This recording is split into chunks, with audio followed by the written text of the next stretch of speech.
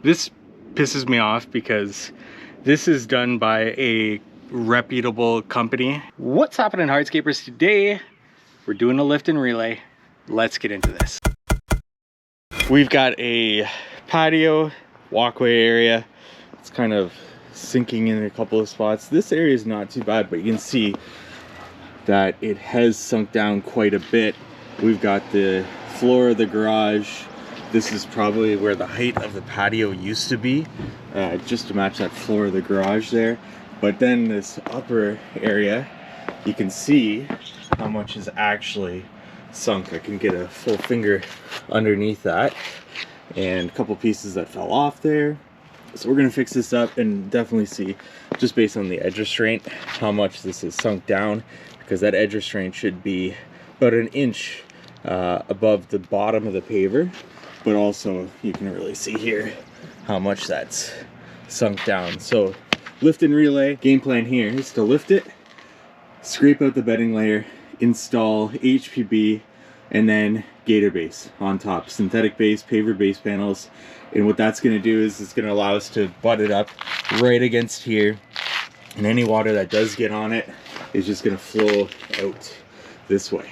So that is the game plan, especially with the ability for it to resist freeze thaw cycles a little bit better. It's going to allow for some insulation, so we're not going to get this issue of this sinking and raising in the winter time, which they're experiencing. My thought process immediately when I see something like this is base, poor compaction, improper depth, geotextile. Those are all questions that come into mind here, but also base material. Did they use stone dust? What depth did they use stone dust? Especially when you're getting this kind of movement. Stone dust is a 1/4 inch chip down to fines, holds water like a sponge, and in freeze thaw cycles you'll see that movement with it. So that's what I'm looking for when I'm going to start to pull this up. So after pulling up this row, what I'm seeing is stone dust, and it goes down and down.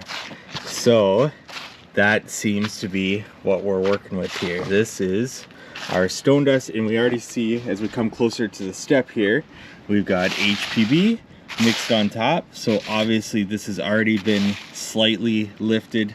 This is settled before in the past. Somebody came in and tried to lift it a little bit better. So there's our issue. Then our paver base panels will be built on top of this once we scrape out a bit, but that's what we're working with, and that is our cause. So anybody that says they use stone dust and it's never been a problem for them, well, here's a problem.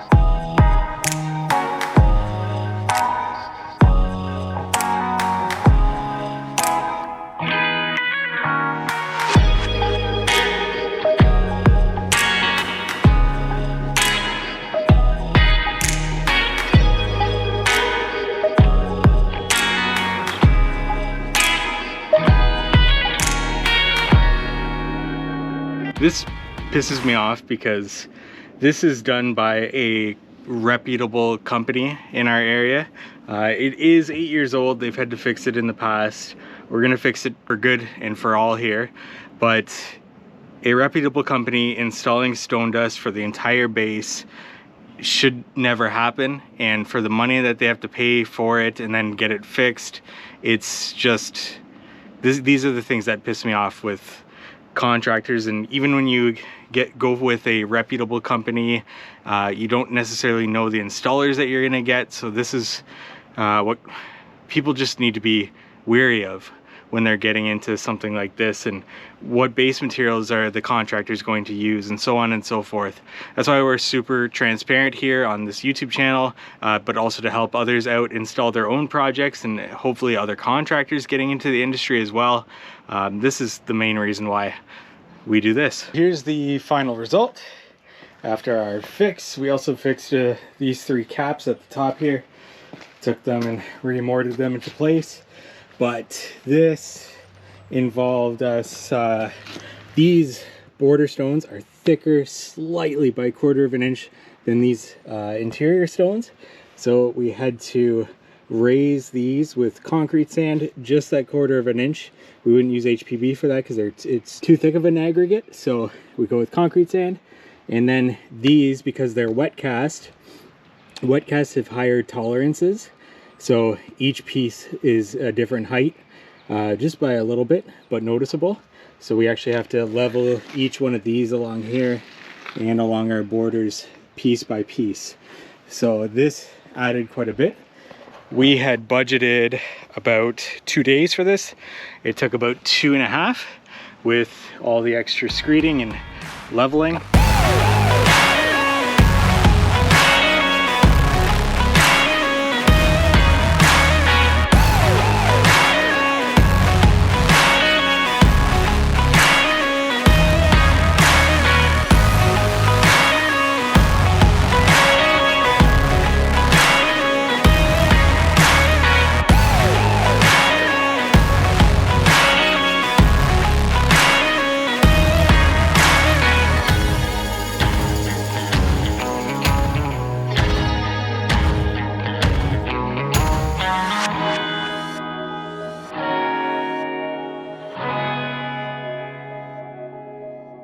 But it's just these things that it's disappointing to see a client pay a lot of money for and get a result like this in the end, even when they go with a more reputable contractor. But like I said, this is why I do this. This is why I put this information out there, to hopefully help contractors, homeowners, and to be more transparent with what we're doing and why we're doing it here. This should never be built up against brick. This will hold moisture. It'll start to degrade the brick. That moisture is just gonna make a lot of problems in the future here. So there's just so many things, from using stone dust for the base to no geotextile, just added to such like a poor installation. If I come here and I see these walls are not tied into the pillar. So ideally this course would have been inside of the pillar and this wrap around it.